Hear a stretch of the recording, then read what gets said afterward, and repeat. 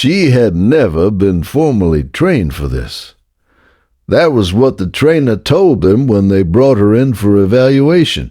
Not to critique what she was doing, but because they wanted to understand it.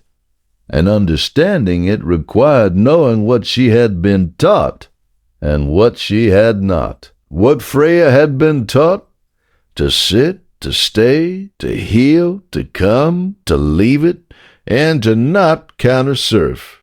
Standard companion dog curriculum from the 12 weeks of obedience class they had done when she was 8 months old.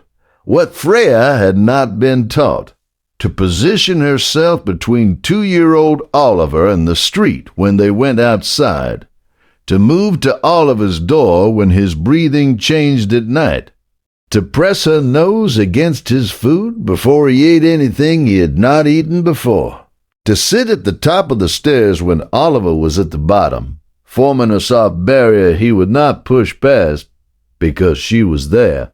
She had not been taught any of this. She had been doing all of it.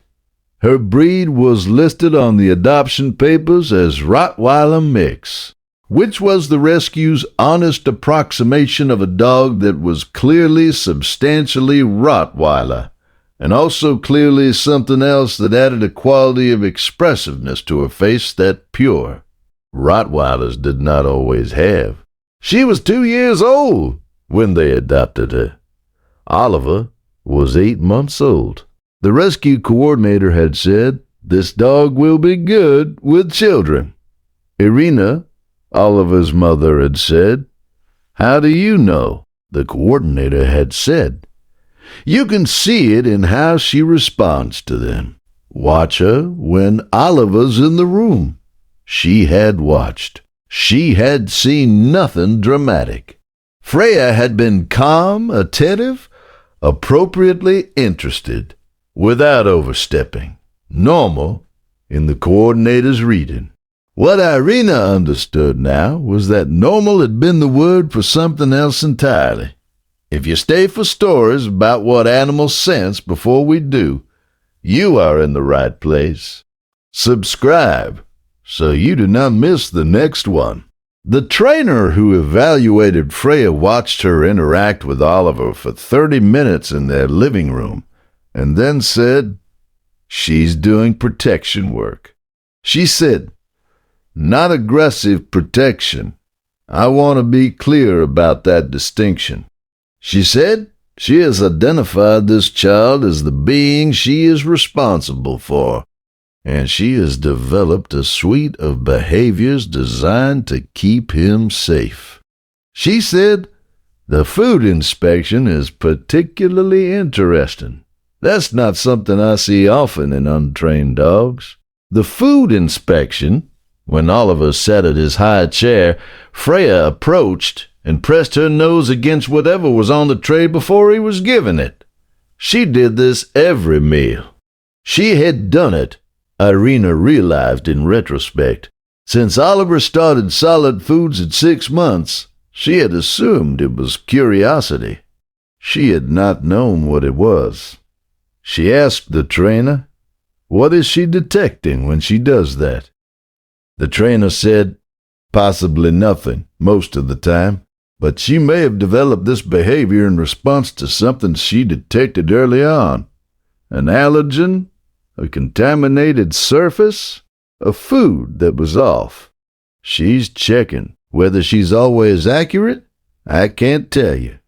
Whether the behavior is functional, the fact that she continues to do it suggests she finds it worthwhile." Oliver had no known allergies.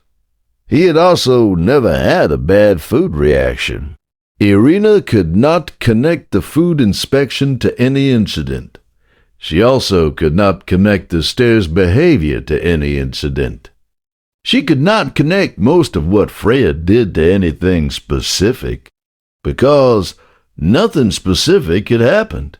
And she had been slow to consider the possibility that the reason nothing specific had happened was that Freya was preventing it. Has your dog ever done something that made no sense until it was the only thing that made sense? Tell us in the comments. These stories deserve to be heard. The trainer said, working breed dogs that develop strong bonds with children often manifest that bond through protective behavior patterns that look like they were trained. They weren't trained. They were derived from an instinct that has a long functional history. The instinct to protect pet members who cannot protect themselves. She said, what you have here is a dog who has decided that Oliver is her responsibility and has spent the past 18 months figuring out what responsibility looks like in practice. She said she's gotten quite sophisticated about it. Irina thought about the stairs, about Freya sitting at the top landing when Oliver was at the bottom, forming that soft barrier. Oliver had never fallen down the stairs. She had assumed this was because they were careful. Now she thought they were careful, and Freya was there. She thought about how many times she had almost asked Oliver to move past the dog, and had not, because Freya's presence at the top of the stairs had always read as some communication that Oliver seemed to understand. She thought, maybe he understood it better than she had. Every guardian deserves to be recognized, even the ones who never asked for anything in return. If stories like this matter to you, subscribe so you never miss the next one. Oliver was 3.5 now and had the relationship with Freya of a child who does not know what the relationship is and does not need to know, because the relationship simply is. He walked through rooms and she was in the rooms. He went outside and she was outside.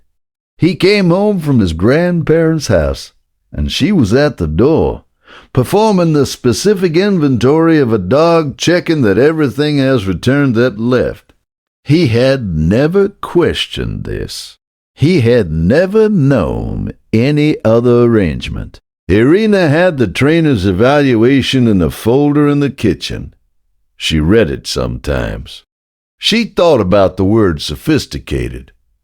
She thought about 18 months of a dog figuring out what responsibility looked like in practice.